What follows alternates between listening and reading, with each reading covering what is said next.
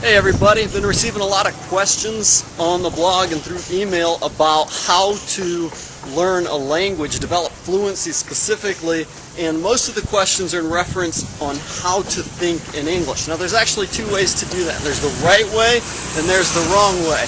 Actually, there's three wrong ways to do that, and there's actually one really quick tip that I want to share with you to help you begin to think in the target language. This is actually something that I've learned from a language maven named Rick, a friend and colleague that I've known for many years now. But I want to share that with you, but we're going to jump inside here real quick because it's raining.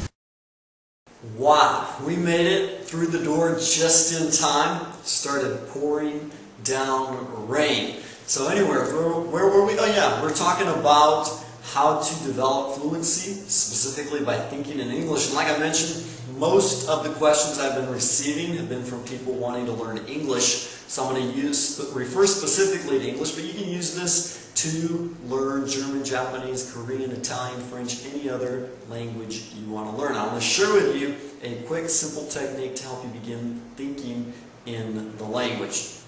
What happens is I've worked with students over about the past 10 years now and observed, the ones that are become fluent quickly and proficient. What's interesting to observe is that those who focus primarily on fluency first begin to speak much quicker, much easier, faster, and normally stick with it and end up learning the language. Ones who focus on proficiency normally end up getting frustrated and suffer three major effects, what I call the duh effect, the parrot effect, and the I can't learn effect. I want to share some stories with you to illustrate how this works. Then I'm going to share with you one quick technique to help you overcome all of these and become fluent in the language. The first one, the duh effect, this is something that I've observed over the years in the majority of language students who want to learn the language, quote unquote, finish their course, or learn the grammar rules, or memorize the vocab list before they begin using it. Normally it's an excuse to not talk because they're afraid of making a mistake or they're embarrassed of what other people are going to say. But if you think about how a child learns a child, they just spit out what they want to say. And then someone corrects them, and then they learn how to say it correctly. So if you focus on the proficiency first, learning everything correctly before you begin to use it, it can be extremely frustrating. And the case in point here was a university professor who came to visit me. She had been asked to teach English at the university, and she was scared out of her wits because she had a degree, she had studied the language, but she said she didn't know how to talk. And what happened was really interesting. I would say something in English, and she would pause to process it in her mind. It took her about 30 seconds to translate it in her mother tongue, so that then she could think about what she wanted to say. And every time she wanted to say something, she'd put her head down like this, and she would think, and it'd take her about 2 minutes.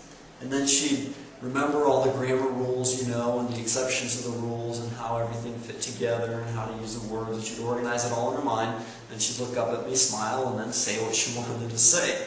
And it was extremely frustrating for her, and I felt really bad for her. But it was because she knew the grammar so well. She had to go through this whole process in her mind before she would even say anything.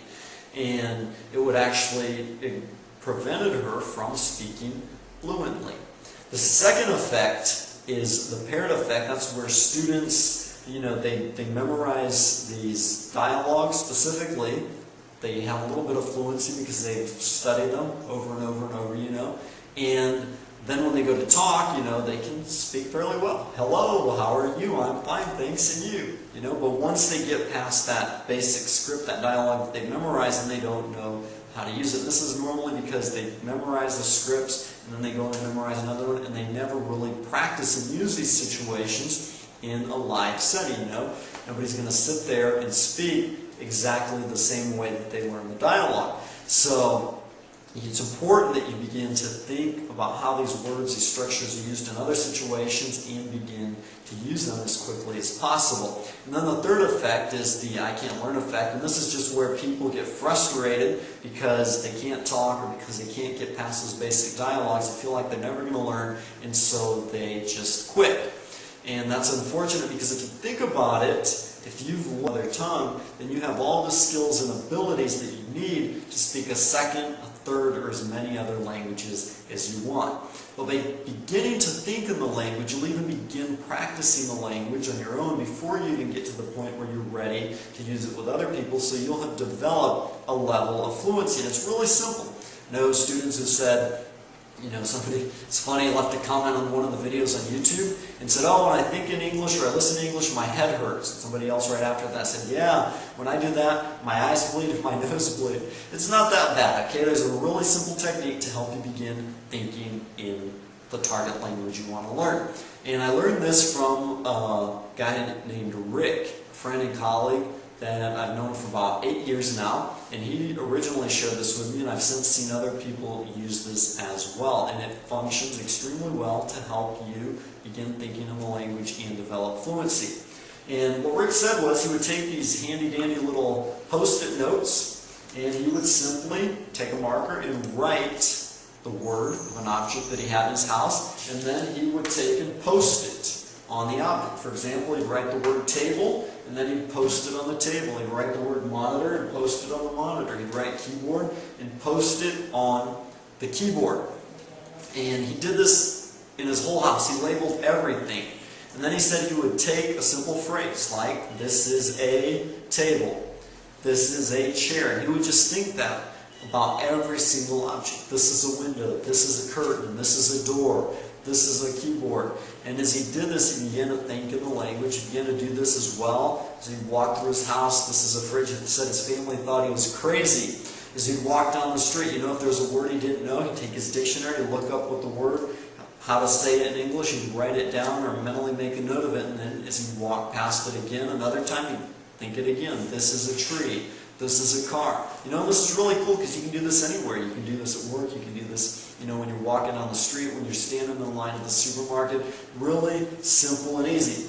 If you don't have these handy-dandy post-it notes supplied to use, you can just take some slips of paper like this, some simple Scotch tape, and it gives you the same effect. But as you do this, as you begin to think in the language, you will get past those scripts that you've memorized and begin to think in how to use the word in other situations. You'll begin to develop hypotheses about how the words work, the structures work, and be able to use it in other situations. If people understand you, great. If they don't and they correct you, then you've learned how it doesn't work and you know how not to say it, and you can also find out the way to speak correctly. But it's really cool because once you get past that point, then you can begin expressing yourself fluently and naturally in the language. It's even funny when students get to the point where they just, they want to speak in their mother tongue, and it's just, they're thinking so much in the target language that it just slips out. Or even better yet, once you begin dreaming in the language, and that's where it gets really cool.